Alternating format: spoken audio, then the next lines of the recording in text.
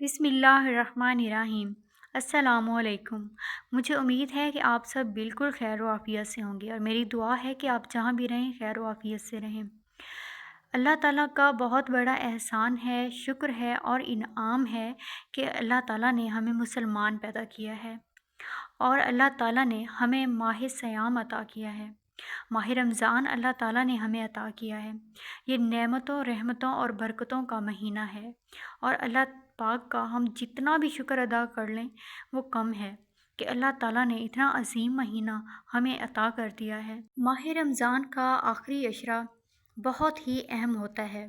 اس مہینے میں دو چیزیں بہت ہی زیادہ اہمیت کی حامل ہوتی ہیں، ایک تو شب قدر اور دوسرا اعتکاف۔ شب قدر 5 راتوں میں گھومتی ہے۔ ایک 27ویں کی رات ہی شب قدر نہیں ہے۔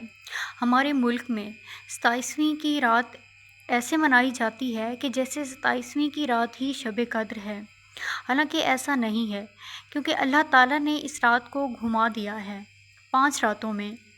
5 راتیں ہیں جن میں سے کوئی ایک شب قدر ہے۔ ایک دفعہ حضرت محمد صلی اللہ علیہ وآلہ وسلم تشریف لا رہے تھے یہ بتانے کے لیے کہ شب قدر کون سی ہے، تو راستہ میں 2 آدمی آپس میں لڑ رہے تھے، تو حضرت محمد صلی اللہ علیہ وآلہ وسلم نے فرمایا کہ میں آیا تھا تم لوگوں کو شب قدر کا بتانے، لیکن ان لوگوں کی لڑائی کی وجہ سے اللہ تعالیٰ نے مجھے بھلا دیا ہے کہ وہ رات کون سی ہے۔ لیکن وہ کہتے ہیں نا کہ اللہ تعالیٰ کے ہر کام میں بہتری ہوتی ہے۔ یہ بھی اللہ تعالیٰ کے ایک بہت بڑا احسان ہے کہ ہمیں اللہ تعالیٰ نے اس رات کو جو ہے گھما دیا ہے، اور ہمیں جو ہے زیادہ سے زیادہ عبادت کرنے کا موقع مل گیا ہے۔ کیونکہ اگر ہمیں پتہ ہوتا کہ ایگزیکٹ یہی رات ہی شب قدر ہے تو ہم صرف اسی ہی رات عبادت کرتے۔ جب اللہ تعالیٰ نے اس کو گھما دیا ہے اور حکم دیا ہے کہ ان 5 راتوں میں اس کو تلاش کرو کہ شب قدر کون سی ہے، تو اس میں ہمارے لیے فائدہ ہے کہ ہمیں ایک تو شب قدر ہو گئی، اس رات ہم عبادت کرتے ہیں ان میں سے جو بھی ہوگی، اور اس کے علاوہ باقی 4 راتوں کا ہمیں اضافی اور موقع مل گیا ہے عبادت کرنے کا، تو یہ بھی اللہ تعالیٰ کا ایک بہت بڑا احسان ہے۔ اس مہینے کا پہلا عشرہ رحمت، دوسرا عشرہ مغفرت اور تیسرا عشرہ گناہوں سے معافی اور جہنم سے آزادی اور برکت کا ہے۔ حضرت محمد صلی اللہ علیہ وآلہ وسلم ہمیشہ اعتکاف میں بیٹھے۔ بدر کی جنگ 17 کو شروع ہوئی تو واپسی تک ماہ رمضان گزر گیا تو اعتکاف نہیں بیٹھے، اور 8 برس تک آپ صلی اللہ علیہ وسلم مدینہ میں تھے تو آپ نے اعتکاف فرمایا، اور ایک دفعہ ماہ رمضان میں کسی وجہ سے آپ صلی اللہ علیہ وآلہ وسلم نے اعتکاف اپنا ملتوی فرما دیا۔ اعتکاف کا مطلب ہے مکمل یکسوئی سے اس طرح سے تنہائی میں بیٹھنا کہ اللہ تعالیٰ کی طرف دل پھر جائے۔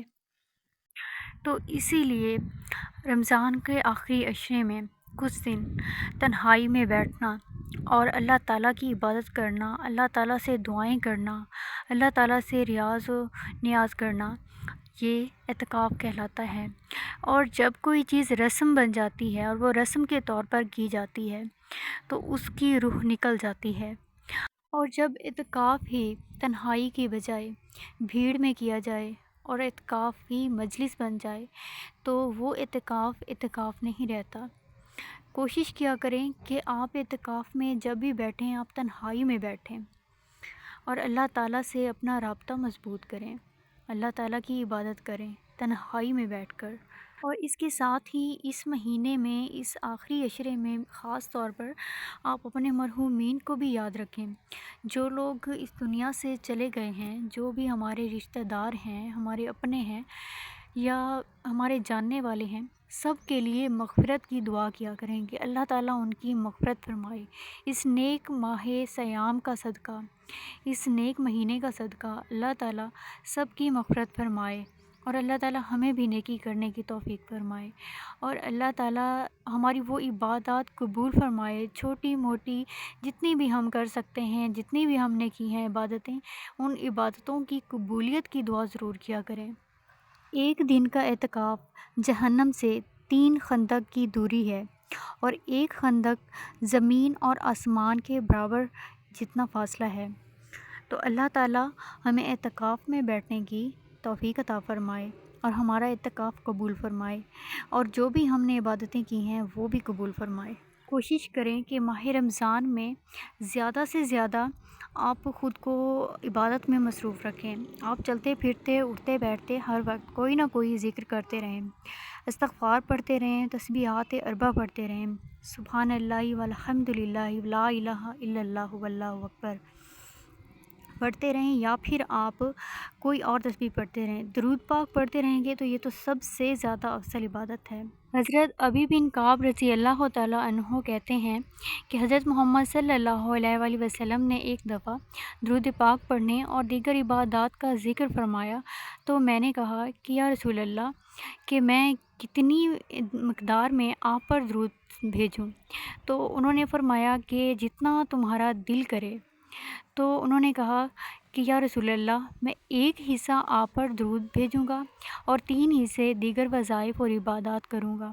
تو آپ صلی اللہ علیہ وآلہ وسلم نے فرمایا کہ جیسے تمہارا دل کرے، لیکن اگر تم درود کی مقدار بڑھا دیتے ہو تو یہ بہتر ہے۔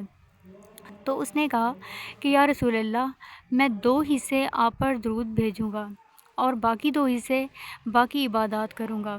تو آپ صلی اللہ علیہ وآلہ وسلم نے فرمایا کہ جیسے تمہیں بہتر لگے، لیکن اگر تم درود کی مقدار بڑھا دو گے تو یہ اور زیادہ بہتر ہے۔ تو حضرت کعب نے کہا کہ یا رسول اللہ، میں 3 حصے آپ پر درود سلام بھیجوں گا اور باقی 1 حصہ دیگر وظائف کروں گا۔ تو آپ صلی اللہ علیہ وآلہ وسلم نے کہا کہ جیسے تمہیں بہتر لگے، لیکن اگر تم صرف درود پاک ہی پڑھتے ہو، مقدار بڑھا دیتے ہو، تو یہ تمہارے لیے زیادہ بہتر ہے۔